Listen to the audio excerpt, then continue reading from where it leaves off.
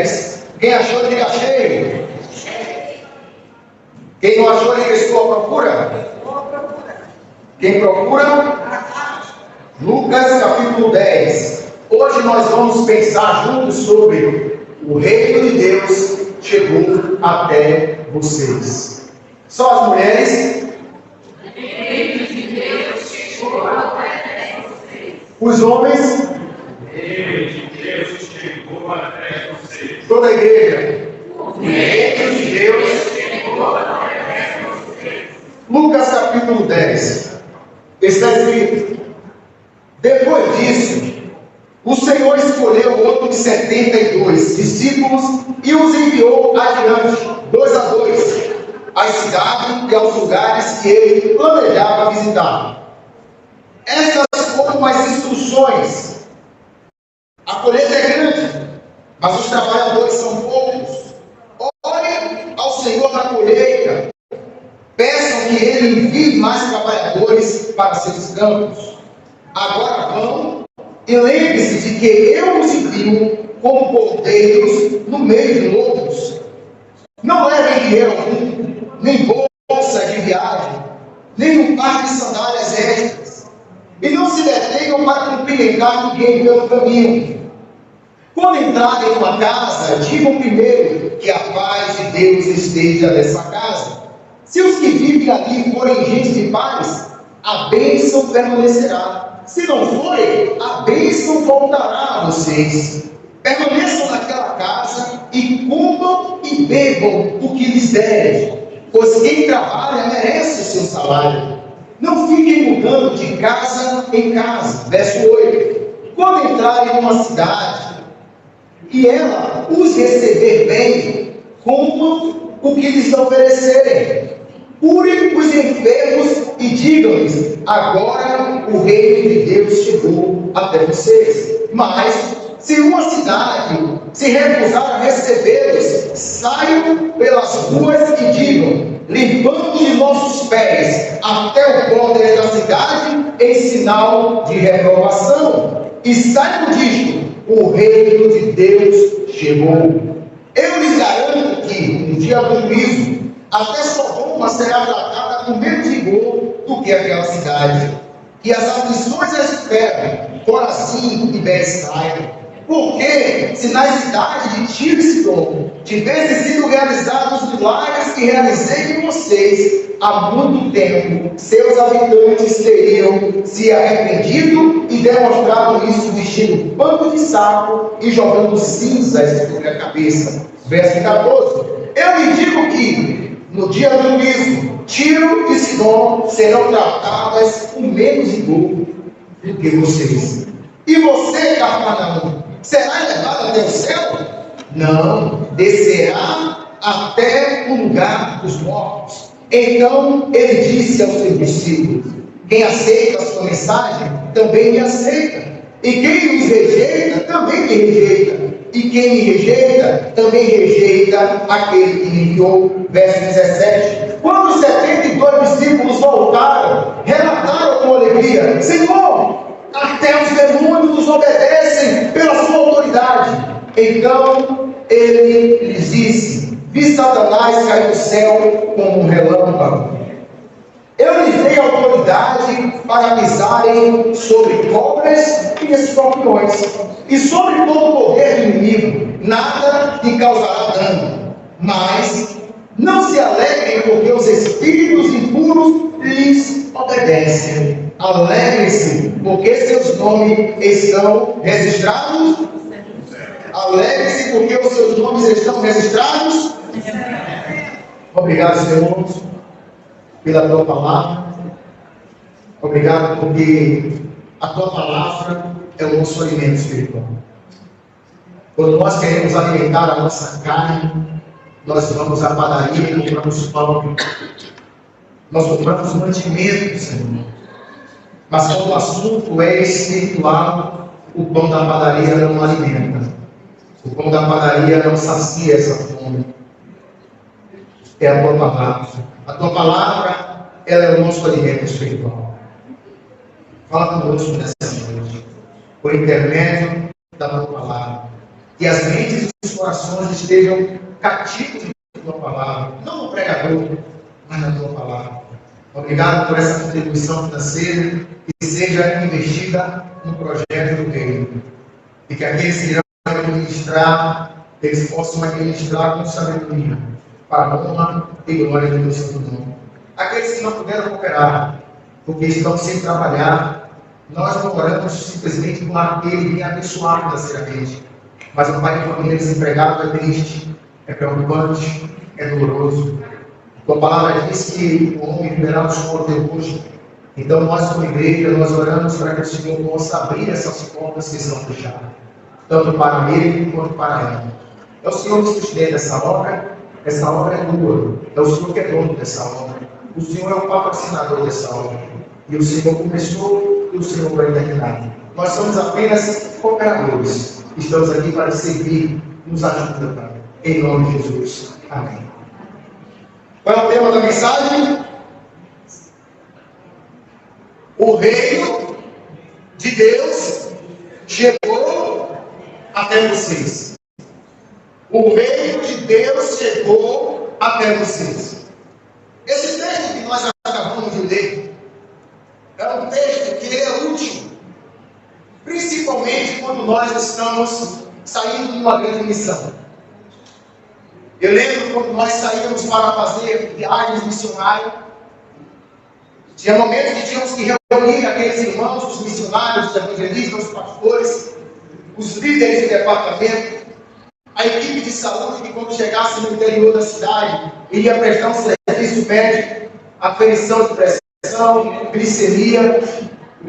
E nós tínhamos que sentar para discutir como nós iríamos trabalhar ao chegar na cidade. Geralmente, eu não sei como era que os irmãos faziam, eu não sei a sua experiência, mas lá, geralmente nós dormíamos nas escolas. Então, o pastor local, ele entrava em contato com a diretora da escola e liberava as salas para que a gente pudesse dormir na sala das escolas. Às vezes, alguns irmãos dormiam na igreja. Então, a gente montava toda uma equipe. Então, a gente não chegava na cidade despreparado. A gente já sabia quem ia cuidar da parte da cozinha. A gente já tinha escala de quem ia limpar. Então, todo mundo trabalha. O pastor limpa, o pastor sai na escada para lavar o banheiro. Um acordava para poder pegar água. Duas viagens missionárias, a gente apenas tomava um banho por dia. Eu lembro que em uma das viagens que eu fiz, no centro missionário árabe, da missionária Paquita com a equipe, ela falou: só dá para tomar um banho por dia. E eu optei por tomar um banho na volta, porque tomar um banho de manhã, sair para evangelizar, e aí fica difícil. Então, a gente saía para evangelizar e tinha que tomar um banho por dia, era um balde. Então, a gente se preparava para isso. Então, a gente não chegava lá despreparado, desprevenido. Saímos nas casas, batendo de porta em porta, apresentando a proposta da igreja de trabalho social. Enquanto isso, toda a equipe fazia um trabalho de corte de cabelo, alteração de pressão. Mas a gente precisava sentar para poder alinhar as coisas, para quando chegarmos no campo missionário, não ficarmos perdidos, ficarmos deslocados. E esse texto me fez lembrar esse tempo. Porque aqui Jesus ele chega para os 70, em algumas versões você vai ver 70, em outras versões você vai ver 72, por causa da Septuaginta, que é a tradução do Antigo Testamento para o Novo Testamento, né? Do grego, na verdade, do hebraico para o grego. Então, nessa tradução, Septuaginta vem de 70, 70 pessoas que fazem essa tradução. Então, alguns colocaram 70, outros colocaram 72. Então, você vai ver essa divergência, essa diferença, mas não é um erro bíblico, tá bom? Fica tranquilo em relação a isso. Na minha versão está aqui 72. Então, Jesus, ele chega para os 72 e ele dá uma missão. E diz: depois disso, o Senhor escolheu outros 72 discípulos e os enviou adiante, 2 a 2, às cidades e aos lugares que ele projetava, que ele planejava visitar. E nós precisamos entender que quando nós falamos dos apóstolos, dos discípulos, a gente pensa nos 12. A gente pensa em Paulo, a gente pensa em Pedro, a gente pensa em Mateus, a gente pensa em João. Mas quando fala dos 70, os 70 aqui não tem nome. Esses 70 não tem nome, a gente não sabe quem eles eram. Mas eles tiveram a mesma autoridade que os outros tiveram, a mesma missão que foi confiada. Nós aprendemos que numa obra missionária, título não importa, tempo de igreja não importa, nome não importa. Não importa se você é pastor, se você é diácono, se você é professor, se você é evangelista. Não é o nome, mas é a obediência à missão. Então ele pega esses 70, que a gente não sabe quem é, e manda ele fazer o trabalho missionário. Às vezes conhecemos algumas pessoas pelo nome, mas tem irmãos que não têm nome. Entenda a palavra nome no sentido de fama, mas que esses irmãos têm trabalhado de uma forma maravilhosa para o Senhor. Talvez esse irmão está sentado ao seu lado, que não tem nome, mas Deus sabe o que ele tem feito em prol do reino. Então Jesus envia esses discípulos e manda aí de 2 em 2. Estávamos no interior da Bahia, Santo Estevão, porque ele sempre fazia viagem missionária. E um dos interiores que fazia uma viagem missionária foi Santo Estevão. E eu lembro que nós chegamos em uma casa, aquela mãe de família abriu a porta da casa dela, nós entramos, e nós encontramos um saco com mais de 70 medicamentos. E ela sinalizou que aqueles medicamentos eram o que o filho dela fazia uso. E quando nós menos esperávamos, o filho dela apareceu e ele deu um chute na porta que eu me assustei, eu fiquei preocupado. Quando ele deu um chute na porta e ele veio para cima da gente, a irmã já estava lá no fundo da casa, conversando com a dona da casa, e a gente teve que sair desesperado. Depois esse jovem surtou e tinha um carro estacionado na porta da casa, e ele começou a chutar o carro e amassou a porta do carro, amassou o carro, e foi um desespero. E quando Jesus manda ir de 2 em 2, eu não sei por que Jesus mandou ir de 2 em 2. Mas nós, lá na prática da obra missionária e da evangelização, nós nunca saímos para a evangelização. Imagine que você entra em uma casa e tem alguém com acesso na cobertura. A pessoa está endemoniada na cobertura da casa. E você chega lá só, falando do amor de Deus, e ela pula da cobertura. Quem vai atestar que ela pulou e você não empurrou ela? Então, quando eu olho Jesus mandando ir de 2 em 2, eu vejo também que na viagem missionária, na obra de evangelização, no trabalho de propagação do reino, a vigilância não pode ser colocada de lado. Quando nós trabalhamos com jovens e adolescentes, lá em Salvador, eu acompanhava os meninos e também eles acompanhavam as meninas. Tudo que era referente ao sexo feminino, meninos. Tudo que era referente ao sexo masculino, eles. Quando se tratava de casal, sentávamos quatro para conversar. Por quê? Uma questão de vigilância. Você está em uma tarefa missionária, você está em uma obra. E aqui Jesus manda aí de 2 em 2. Às vezes, quando nós saímos para evangelizar, enquanto um estava falando da palavra, que Jesus salva, que Jesus libera, o outro estava fazendo o quê, irmãos? Enquanto um prega, o outro intercede, se encontrar sabedoria do céu, põe a palavra na boca do céu, aquilo que ele estudou, aquilo que ele pesquisou, e dali ele percebeu tudo, olhando ao redor. Eu não sei se essa foi a intenção de Jesus, como eu conversei com Jesus sobre isso. Mas quando eu percebo que ele enviou a gente de 2 em 2, eu lembrei dessa experiência que nós tivemos, nós iniciamos. Então ele manda aí de 2 em 2 para visitar os lugares que ele planejava. E essas foram as instruções. Assim como nós parávamos para acertar a viagem missionária, Jesus também ele deu instrução. E ele diz: a colheita é o quê? A colheita, os irmãos estão em área. A colheita é grande ou pequena? A colheita é? Mas os ceifeiros são poucos. Grande é a obra, mas poucos são os trabalhadores. Grande é a obra. E às vezes a gente percebe pessoas brigando porque eu queria uma oportunidade, mas tem oportunidade. A questão é, aonde você quer essa oportunidade? E Jesus ele disse para os discípulos: olha, eu estou enviando vocês, mas eu quero dizer, grande é a obra, grande é a colheita, mas os trabalhadores são poucos. E a colheita continua sendo grande. É incalculável o número de pessoas que carecem de ouvir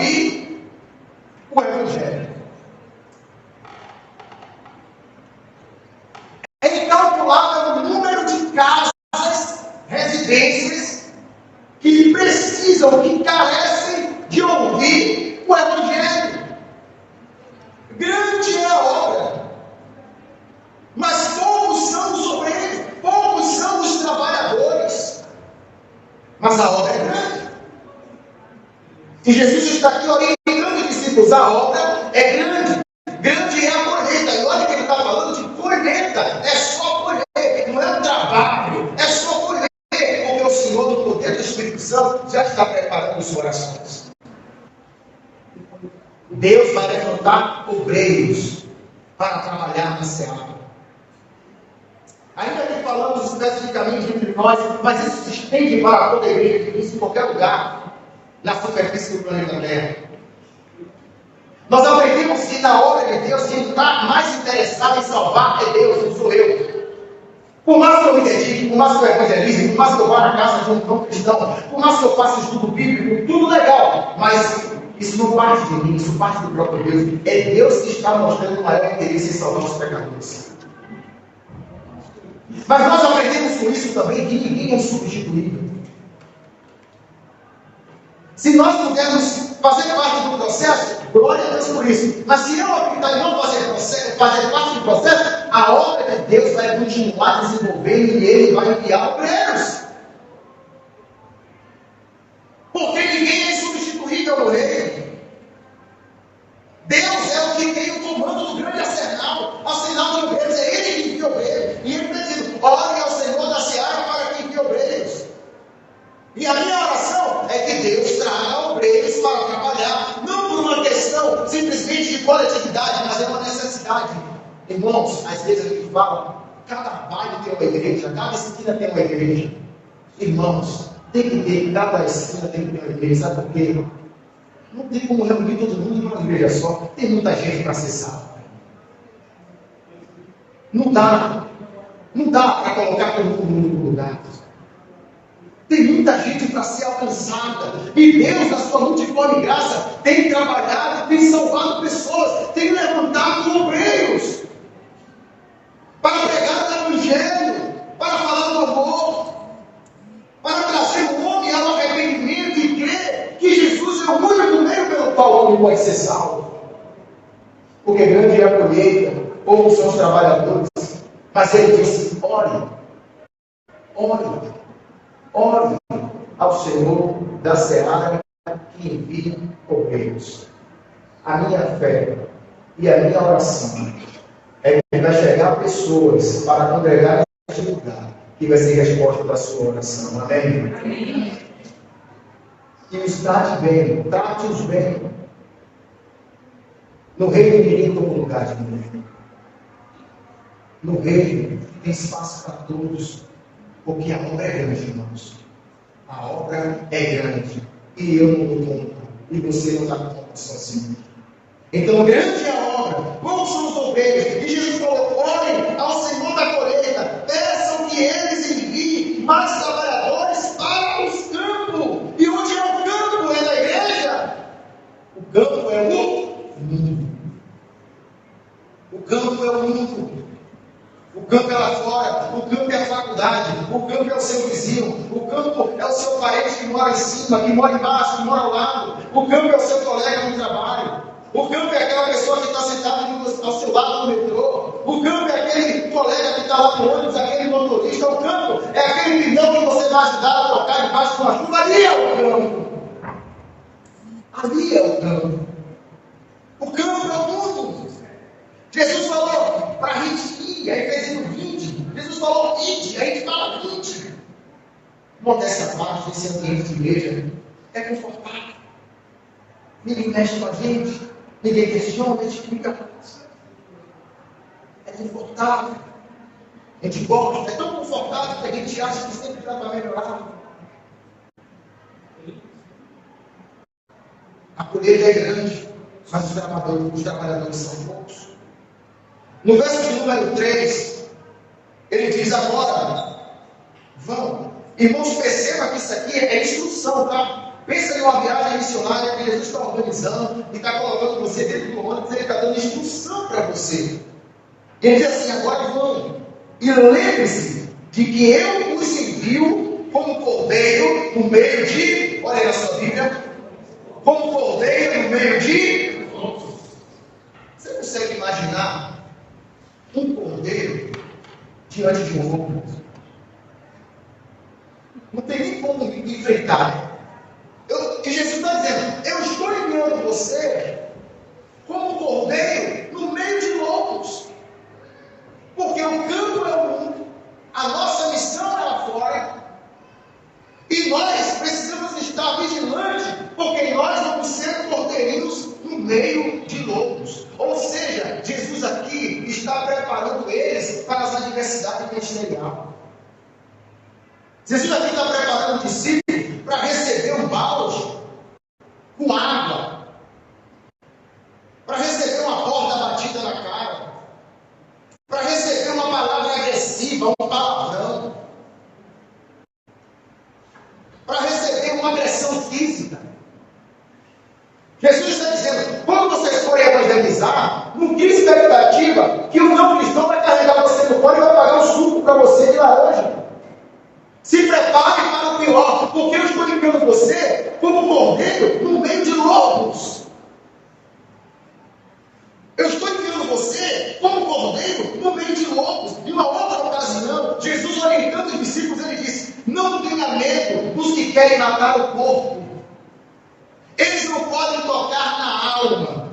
Temos somente a Deus que pode destruir o inferno, tanto a alma como o corpo. Mateus capítulo 10, verso 28. Se Jesus está dizendo, não tenha medo com aqueles que podem matar o corpo, Jesus está dizendo, eu estou colocando você numa missão e você corre risco de morte. Você consegue imaginar isso? Eu estou colocando você em uma tarefa que você corre risco de morte. Mas eu quero te encorajar a não ter medo dele. Porque a única coisa que eles podem fazer é ferir o seu corpo. Mas a sua alma não pode tocar.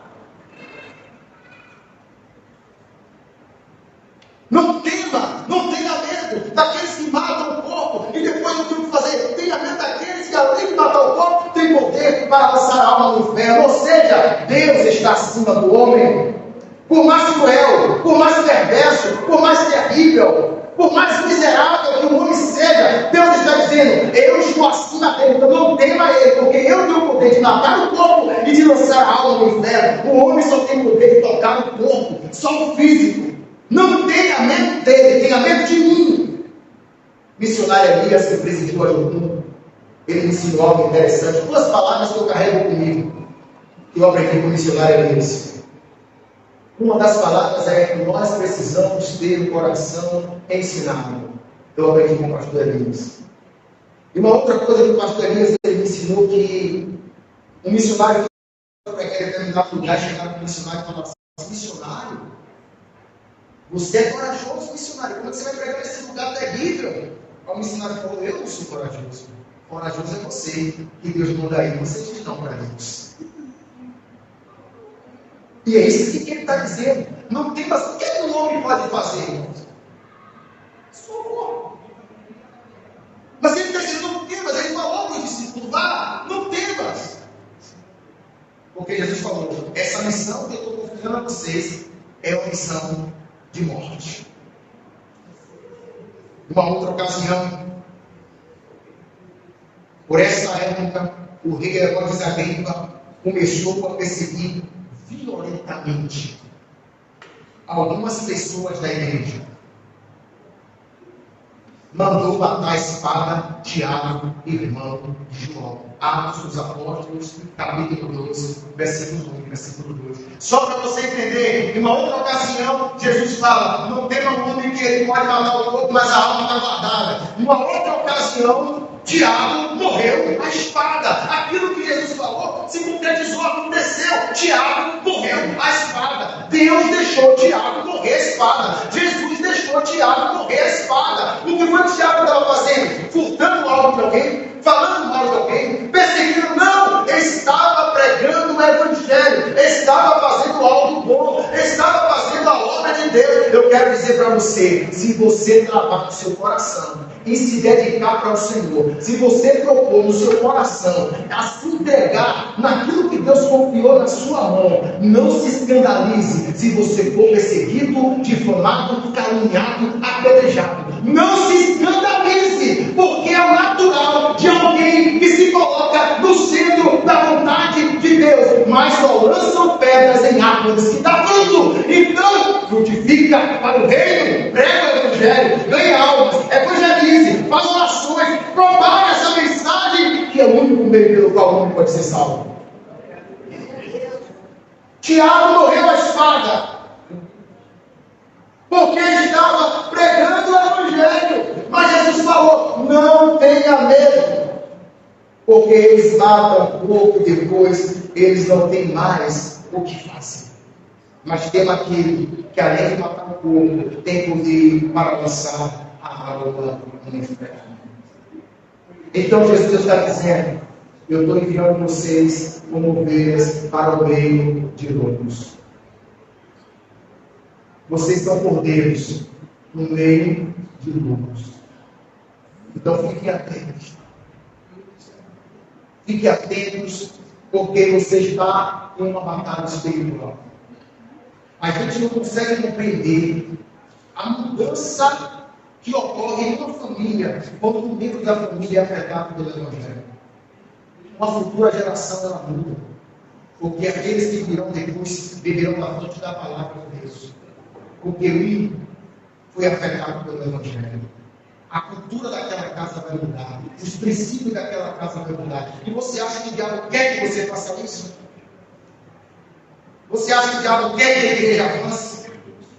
O diabo quer que a igreja ganhe algo? O diabo quer que a igreja pregue o Evangelho? Não! Ele vai fazer tudo para que a igreja pare e perca o foco, perca a visão, perca a direção. Mas qual é a missão da igreja do mundo se não for adorar a Deus para aqueles que já são crentes e pregar o Evangelho para aqueles que não são? A missão da igreja, irmãos, é pregar o Evangelho. Grande é a obra e poucos são os obreiros. Fique atento, porque o Senhor pode enviar você para o meio de lobos. E não fique triste quando o lobo te morder o seu braço, morder o seu pescoço, morder a sua perna. Não fique triste, não, Senhor. Ele vai dizer: filho, eu falei para você, dá glória a Deus e aleluia, porque Tiago morreu, você está vivo. Adore. Porque você está no meio de lobos, você está lidando com questões espirituais, com pessoas que estão presas, pessoas que estão acorrentadas, pessoas que estão oprimidas. A gente não pode achar que tudo é na base da naturalidade, tudo é na base da razão. A Bíblia narra a história de uma mulher que andava encurvada e era uma possessão maligna. Quem vai imaginar que alguém anda encurvado com uma possessão maligna? A gente vai mandar para o ortopedista, é coluna, meu irmão. Vai consertar sua coluna. Nem tudo é natural. Nós não vamos por fanatismo, por extremo, mas também não podemos ir para outro extremo. Nem tudo é natural. Não é. Não é natural. Estamos lidando com questões espirituais. E precisamos estar atento que nós estamos no meio de lobos. O campo missionário tem lobos à direita, à esquerda, e a gente precisa estar vigilante. Não vão receber a gente com carinho, como sempre é assim. Às vezes vão tentar nos agredir. Como certa feita, evangelizando uma senhora, o marido dela ficou chateado, ela estava recebendo a palavra, mas o marido não queria. E ela mandando falar, pode falar, pode falar. E ele parou na minha frente e falou: se você não sair, eu vou te dar um murro. Eu confesso para os irmãos que eu não sei. Eu não sabia nem o que fazer. E eu tremi. Porque se ele me desse um murro, eu ia cair na barra. Mas graças a Deus que ele não me deu. Mas tem irmãos que já foram agredidos pregando o Evangelho. Tem irmãos que já sofreram porque foram pregar o Evangelho por amor. Mas Jesus falou: vocês estão no meio de lobos. Eu estou enviando vocês como cordeiro no meio de lobos. E aí depois Jesus diz no verso 4: não leve dinheiro algum, nem bolsa de viagem, nem um par de sandália extra, e não se detenham para cumprimentar ninguém no caminho. Presta atenção nisso aqui, isso aqui é muito importante, tá? Essa ideia de não levar sandália, não levar bolsa, isso aqui revela dependência de Deus. Ele está falando aqui para os missionários, ele está falando aqui para os discípulos, olha, não se preocupe não, que eu dou conta. Eu dou conta. E depois ele diz, e não cumprimentar ninguém da rua, para você não pensar que está pregando algo contra a cortesia, contra a educação, não. Aqui não é para sermos mal educados, tá? Aqui não é para nós sermos antiéticos, tá? Porque o cumprimentar com o oriental é diferente para nós. Cumprimentar aqui é gastar tempo, é ficar ali, é saudar, a próximo. Sabe aquele irmão que você sai para evangelizar com ele? Você já deve ter tido essa experiência. Aí sai um grupo de irmão para evangelizar com alguém na rua com um folheto. Aí o irmão está ali no grupo para evangelizar, está andando na rua, ele encontra um amigo dele da faculdade, que há 10 anos atrás ele estudou com o cara na faculdade. E aí, Tiago, como é que você está, Tiago? Estou bem, e aí, está trabalhando e tal. Conversou, quando ele levanta a cabeça, ele nem sabe o que é o grupo, se perdeu. O que Jesus está dizendo aqui é que na obra você tem que ter foco. Não cumprimentar aqui é não perca o foco. Há tempo para toda obra e para todo propósito debaixo do céu. Há tempo de brincar, há tempo de se alegrar, há tempo de rir, há tempo de chorar. Mas quando você está na tarefa, é tempo de focar na tarefa. Como alguns irmãos que fazem viagem missionária, chegam no interior, quando a gente foi para o interior da Bahia, para alguns missionários, cada missionário estava tomando banho na cachoeira, tirando foto na cachoeira. Não, irmãos, tudo bem que a cachoeira é bonita, e uma outra oportunidade não pode vir, mas o momento é para a gente focar no trabalho, é para cuidar das crianças, é para coletar os nomes das pessoas para te dar o suporte. Não é turismo, é missão. Não é passeio, é missão. Então Jesus está dizendo, não cumprimenta ninguém, não é para sermos mal educados, mantenha o foco, não perca tempo, depois você conversa, depois você dialoga com esse irmão, com essa irmã, com esse colega, mas você precisa entender que você está no foco. Quantas vezes realizamos um trabalho missionário na praça, e os irmãos estão na praça, nós estamos conversando, dialogando, não, você está evangelizando, você está esperando uma pessoa sair para chamar, para compartilhar o amor de Deus, para compartilhar o Evangelho. Então Jesus está dizendo, vocês estão indo na missão, mas não param para cumprimentar ninguém. Não perca o foco, não perca o foco, termina aquilo que você começou, está evangelizando, conversa depois, mas o momento agora é de manter o foco, é uma alma que está em jogo, é uma vida que está em jogo, uma vida pela qual Jesus morreu, como morreu comigo e com você. E ele diz, não cumprimenta ninguém. E ele diz assim, quando entrarem numa casa, verso 5, digam primeiro que a paz de Deus esteja nessa casa. Se os que ali vivem forem gente de paz, a bênção permanecerá. Se não for, a bênção voltará a vocês. E aquele que no verso 7 interessante, permaneçam naquela casa e comam e bebam o que lhes derem. Pois quem trabalha merece seu salário, não fique mudando de casa em casa. Aqui a Bíblia está dizendo que o obreiro é digno do seu salário. A gente não pode pegar esse texto e dizer assim, o obreiro é digno de ostentação, salário. O obreiro é digno do seu salário. Não do seu luxo, mas do seu salário. Tá? Que aqui ele está dizendo, o que aquela casa oferecer para você, come e beba. Mas ele diz, não fique mudando de casa em casa. Qual seria a ideia de mudar de casa em casa? Procurar uma casa que tenha algo melhor. Que sirva melhor, o cardápio melhor, a refeição melhor. Não fique mudando de casa em casa. Toma cuidado com o coração, com a motivação, daquilo que nós realmente fazemos por amor ao Senhor. E ele fala, quando entrarem na cidade, e ela os receber bem, como o que lhe ofereceram. Curem os enfermos e digam, agora o reino de Deus chegou até vocês. Quando você chega no local, com o Evangelho, o reino de Deus chegou naquele lugar. Quando você chega em uma casa com o Evangelho, o reino de Deus chegou naquela casa. A minha oração é que o reino esteja estabelecido, plantado, ficado, enraizado em Vila Gustavo, não simplesmente na estrutura, mas na comunidade local. E que possamos adentrar em casas, que possamos orar por corações e corações aflitos. Que isso possa ser a nossa maior preocupação, que isso possa ser o nosso maior interesse, que essa deva ser, de fato, aquilo que nos motiva, aquilo que nos impele a ver pessoas, reconhecer Jesus Cristo como o único e suficiente Salvador. Não há coisa melhor para uma igreja local do que desfrutar da grande colheita que o Senhor está preparando para nós. Mas você é um trabalhador. É você que vai levar o reino. É você que vai ser um canal para que o reino chegue a esses corações. Para que o reino chegue a essas pessoas, a essas famílias, a essas casas. Nós somos os agentes do reino. Agentes do reino. Para que você possa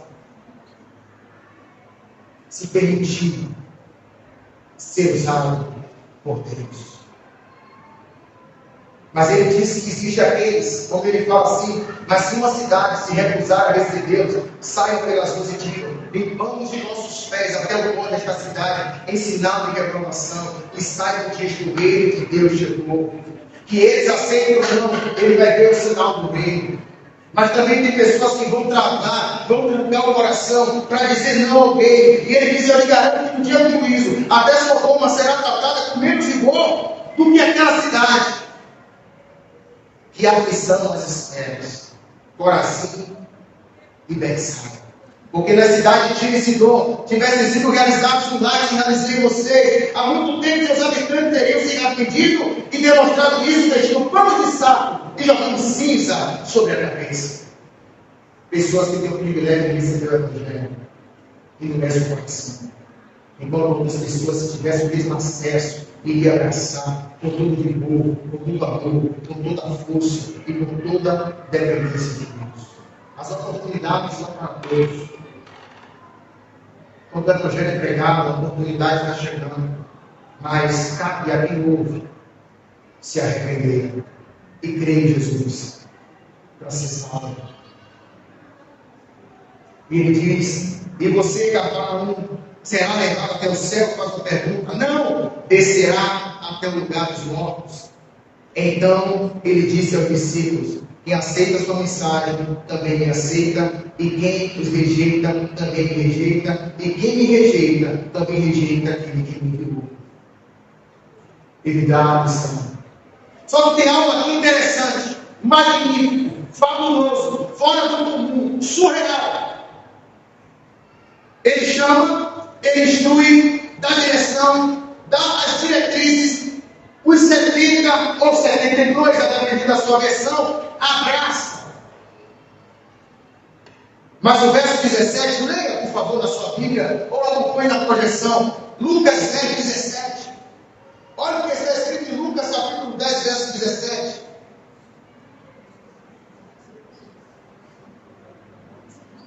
Quando os 72 discípulos voltaram, eu já neguei, não morreu ninguém. Voltaram vivos. Digo, dessa vez voltou todo mundo vivo. Não sei se voltou mordido do outro, mas voltou vivo. Quando os 72 discípulos voltaram, eles relataram com alegria: Senhor, você consegue imaginar a cena? Você consegue imaginar a cena, você que entra num campo cheio de lobo, cheio de maldade, com um desafio de propagar o Evangelho, de amarrar o valente aqui é o diabo. E depois você voltar, quando os 72 discípulos voltaram, relataram com alegria: Senhor, até os demônios nos obedeceram, nos obedecem pela sua autoridade. Há uma exclamação, externando um sentimento de alegria, ou um sentimento de surpresa. Senhor, eu lembrei da primeira vez que eu expulsei o demônio, pelo novo da fé. Eu expulsei o demônio, eu dava para minha mão, que ele decidia alguma coisa legal, coisa de novo prometido. E aí, ele tinha um grupo de jovens lá, que botaram o nome da gente de Caça Fantasma, que a gente já gostava de expulsar o demônio.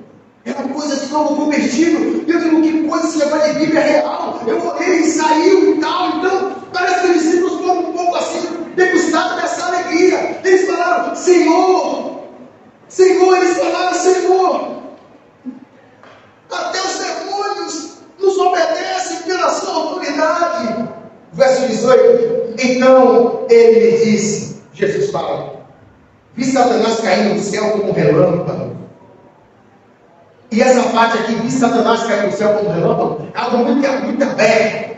Alguns defendem a ideia que é quando Satanás cai. Outros defendem a ideia que Jesus ele presencia a obra que os discípulos estavam realizando, de ver o império das trevas falido, porque ele colocou os 72 em missão. Mas uma coisa é certa, Satanás cai, o reino avança, o evangelho foi pregado, a autoridade foi colocada em ação. Ele disse, eu vi Satanás cair do céu como um relâmpago.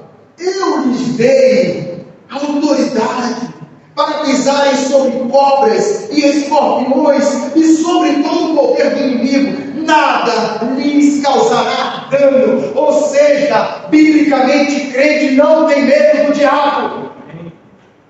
Nós não vamos ficar procurando o diabo, pegando oferendas, pegando algo que foi apresentado para outras entidades que está quebrando, entrando em guerra. Não precisa isso, não precisa você ir até lá. Não precisa ser como eu era novo convertido, caçar fantasma. Não caça fantasma, porque o fantasma vai aparecer. Mas crente não pode ter medo do diabo. Igreja não pode ter medo do diabo.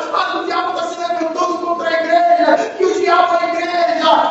Eu edificarei a minha igreja e as portas do inferno não prevalecerá. Quem está falando é o dono da igreja, não o governador de São Paulo. É o dono da igreja. Eu te dei a autoridade para pisar em serpentes e escorpião e nada fará dano algum. Quem tem que correr é ele, porque as almas que estão aprisionadas vai ter que bater em retirada o diabo. Porque quando você chegar, você vai dizer, creia no Senhor Jesus e será salvo. E as correntes vão quebrar. Quem tem que ter medo é ele, não é você. A igreja não tem que ter medo do diabo. A igreja tem que se encher do Espírito Santo de Deus.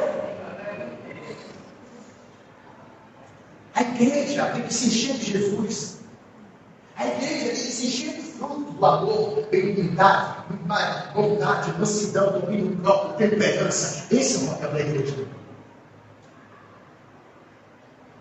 Eu lhe dei autoridade.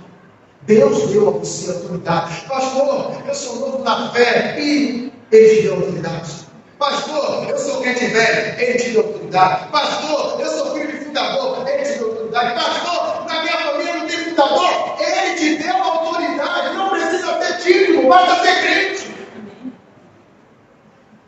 E Jesus disse para os discípulos, eu lhe dei autoridade para pisarem sobre cobras e escorpiões e sobre todo o poder do inimigo. Nada lhe causará dano. Mas aí aquele conselho que só o mestre dá. Os discípulos estão empolgados. Deu tudo certo. Voltou todo mundo vivo. Não teve baixas. Os soldados voltaram. Né, como aquele filme americano que a família está no aeroporto. Aí vai chegando aquelas bandeiras dos Estados Unidos e vai para cima. Aí entra aquele filme cegado, o resgate do soldado Wagner. Que soldado Wagner? Aquele cara ali, se eu fosse calvinista, ele era primeiro, porque morreu gente para trazer aquele soldado Wagner. Morreu gente para trazer, porque era uma mãe que perdeu seus filhos em guerra e ele era o único que não tinha que trazer o soldado Wagner. Mas muitos morreram. Muitos morreram. E aqui Jesus, como mestre, ele diz assim: fez a obra, né? Pregou bem, né? Tocou bem, né? Evangelizou por 30 dias para Jesus, né? Aquele missionário que está lá na África, para você que discipulou ele, legal. Expulsou o demônio daquela casa lá, né? Legal. Deixa eu falar algo para você. Mas não se alegrem, porque os espíritos e tudo lhe obedecem. Alegrem-se, porque seus nomes estão registrados no céu. Sabe o que é isso aqui, irmãos? O ministério é importante, mas o registro do céu está acima. Não se alegre só porque o demônio se sujeitou, mas se alegre porque você foi alcançado pelo Evangelho. Porque ministério, hoje você está, amanhã você não está. Hoje você está bem, amanhã você não está. Mas o registro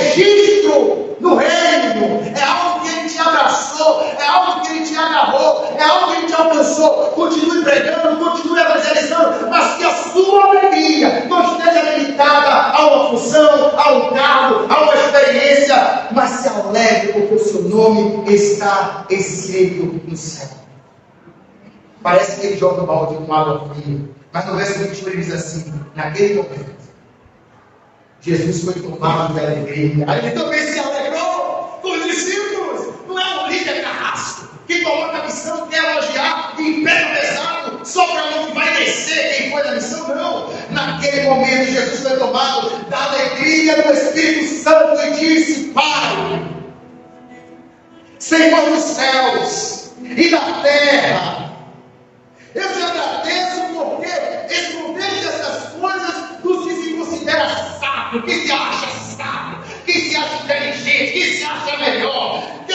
Ele esconde. E as revelaste aos que são como crianças. Sim, Pai, foi do teu agrado fazer-o assim. Se coloca de pé.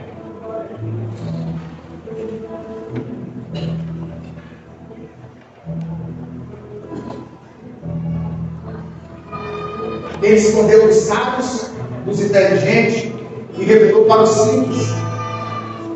Certa ocasião, o apóstolo Paulo diz: por isso, temos esse tesouro em vasos de barro, para que a excelência do poder seja de Deus e não de nós. E não dos homens. Talvez você diga: pastor, eu estou passando por um momento difícil na minha vida. Eu estou enfrentando uma aflição terrível. Pastor, está tudo dando certo. Amém. Mas que a sua alegria é que o Senhor está registrado. Porque o ministério pastoral passa, não? Porque Jesus vai voltar. Pode estar pastor aqui até. Cargo passa. Mas um dia nós cremos que vamos estar com Ele. Feche os seus olhos. Eu quero orar agora com você. Não é uma oração sacerdotal, é uma oração de um irmão. Mas eu creio que Deus tem um chamado na sua vida. E você sabe que Deus te chamou para uma obra. Você sabe que Deus colocou algo nas suas mãos. E talvez no passado tempo, no passado anos, você acabou na zona de conforto. Você se acomodou. E hoje você é um pai de família que paga água, paga luz, vai para o trabalho, volta para o trabalho. Eu quero dizer, não é isso que Deus tem para você. Essa chama que está no seu coração, o Espírito Santo que habita em você, Ele quer te levar para algo além disso aí. Ele quer te levar para o extraordinário. Ele quer te levar para viver experiências com Ele, para conduzir outros à salvação, para conduzir outros a receber o Evangelho. E Ele quer despertar essa chama que está aí no teu coração. Tem um texto profético que diz que sem lenha, sem madeira, o fogo se apaga. E às vezes na nossa vida a gente precisa colocar lenha, precisa colocar madeira, para que o fogo não se apague.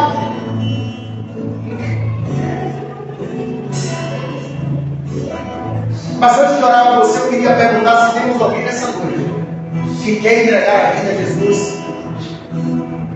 Amém. Vem aqui na frente, por favor.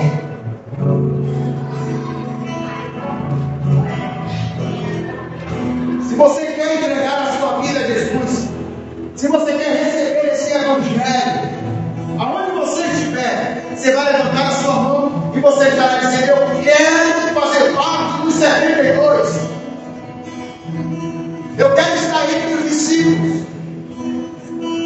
Eu quero viver essa presença de Deus. Eu quero ser usado por Ele. Ou talvez você hoje se encontre afastado, mas Deus tem martelado no teu coração. O Espírito Santo está falando com você. Ele está falando com você, não é hoje porque eu estou pregando, porque eu não sou nada, tá? Ele tem falado com você nesses dias.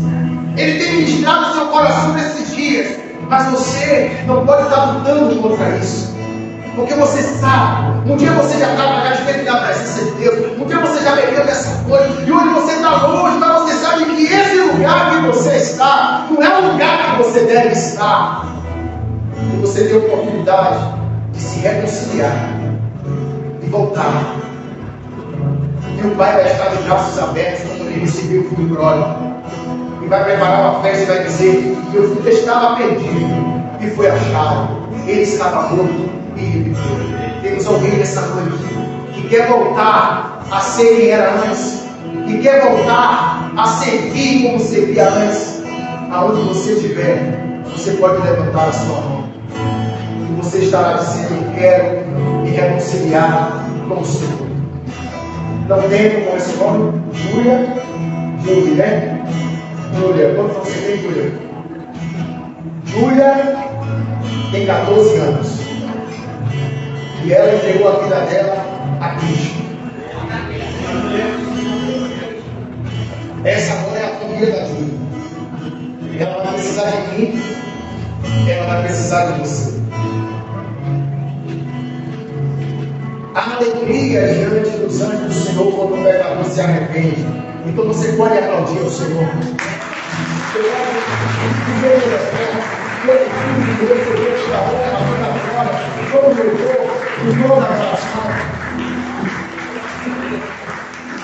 Santo Deus e eterno Pai, obrigado pela vida da Júlia. Ela está tendo o privilégio de entregar a vida dela ao Senhor com apenas 14 anos de idade. A nossa oração é que teu Espírito Santo possa conduzi-la a crescer na graça e no conhecimento do Senhor. Que ela de fato possa estar sendo selada pelo Espírito Santo. E que nada venha separar ela do amor de Deus que está em Cristo. Nada. Nem poderes, nem alturas, nem principados, nem presente, nem porvir, nada. Senhor, que o Senhor possa usá-la no tempo oportuno para levar o Evangelho, essa mensagem de salvação para outras pessoas. Nós também oramos por nós, a começar por mim. Senhor, que o Senhor me encoraje a pregar o Evangelho, não apenas em grupo, mas nas oportunidades. E que essa igreja local, ela possa ser uma referência na propagação do Evangelho. Que não dependa de encontro, que não dependa de uma programação, que não dependa de um evento. E Senhor, se for da tua vontade que as pessoas que irão se converter não congreguem aqui, não estamos preocupados com isso. Mas que elas sejam alcançadas pelo teu Evangelho. Eu oro também por aqueles, Pai, que está com o coração adormecido, a chama apagando, desanimado, frio espiritualmente. O Senhor possa reanimar e despertar o dom que o Senhor confiou e colocou nas mãos dos teus servos e das tuas servas. Desperta o dom que há em ti. Desperta, Senhor. Nos ajuda a viver esse despertar e que possamos queimar no sentido, Pai, de progar o Evangelho em casa, na família, com ânimo, com amor. Senhor, nos ajuda.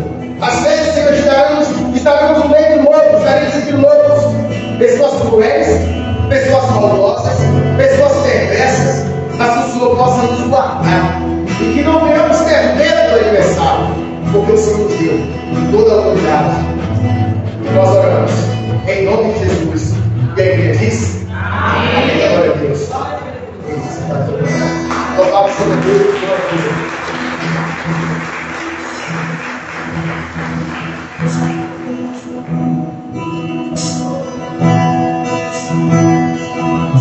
Seu amor, os povos se mudam, as bocas se abrem, as mãos se levantam, vai dizer que tu és o Rei,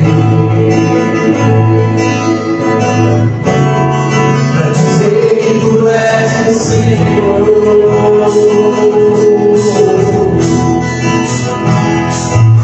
Está vazando. Se mudam, as bocas se abrem.